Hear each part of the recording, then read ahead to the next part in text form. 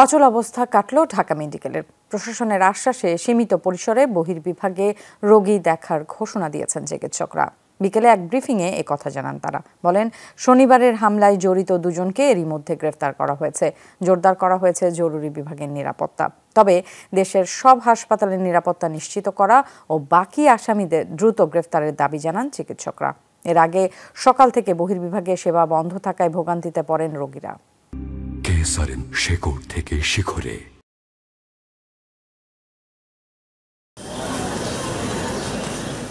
বয়সে 50 পেরিয়েছেন অনিল চন্দ্র রায়।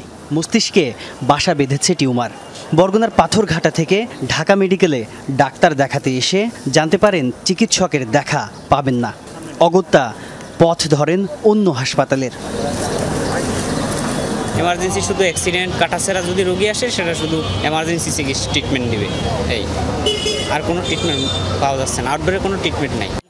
সোমবার সকাল থেকে ঢাকা মেডিকেল কলেজ হাসপাতালের জরুরি বিভাগের কার্যক্রম শুরু হলেও বন্ধ ছিল বহির্বিভাগের সেবাদান। এ অবস্থায় ভোগান্তিতে পড়েন সেবা নিতে আসা মানুষ।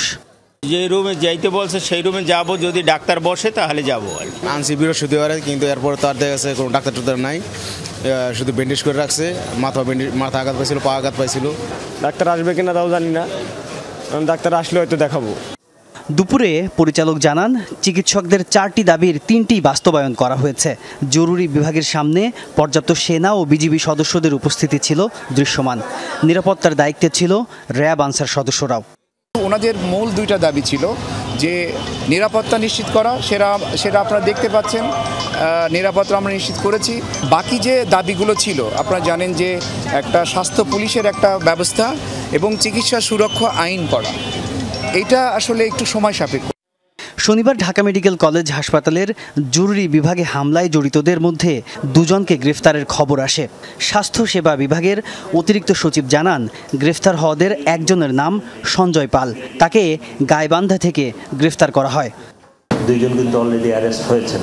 তার প্রেক্ষিতে এবং ডাক্তারদের নিরাপত্তা ব্যবস্থা জোরদারকরণ, যারা কাজে ডিউটিরত ডাক্তারদের, সেই ব্যবস্থাগুলো কিন্তু দৃশ্যমান হয়েছে। সেখানে আর্মি ডেভেলপমেন্ট করা হয়েছে এবং আনসার পুলিশ পর্যাপ্ত সংখ্যক ডেভেলপমেন্ট করা হয়েছে। তবে পুরোদমে কাজে ফেরার ঘোষণা আসে বিকালে। চিকিৎসকরা এদিন কর্মবিরতি ভেঙে মঙ্গলবার সকাল থেকে সীমিত পরিসরে বহির্বিভাগেও রোগী দেখার ঘোষণা দেন। রোগীদের সুরক্ষা নিশ্চিতকরণে আমরা আগামীকাল থেকে সীমিত পরিসরে আউটডোর সেবা চালু করেছি। সকাল 10টা থেকে দুপুর 1টা পর্যন্ত আউটডোর সেবা চালু থাকবে এবং সকাল 8টা থেকে সকাল 10টা পর্যন্ত স্ব প্রতিষ্ঠানে অবস্থান কর্মসূচি থাকবে।